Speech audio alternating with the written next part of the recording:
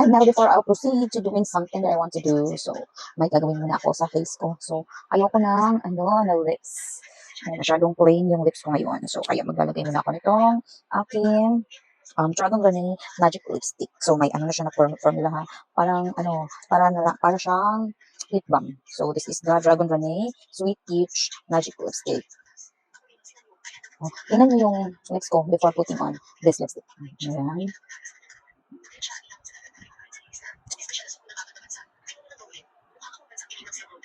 Hmm.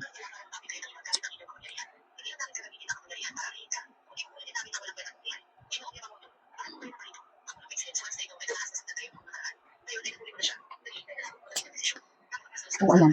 Grabe, ang kagandahan pa dito ay napaka-soft and gentle niya sa lips. So, every time I use this, nanonotice ko na parang nag-change skin yung lips ko.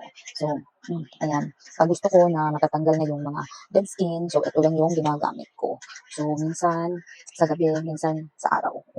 So, ayan. Dragon Rene Magic Lipstick. Thank you so much for watching.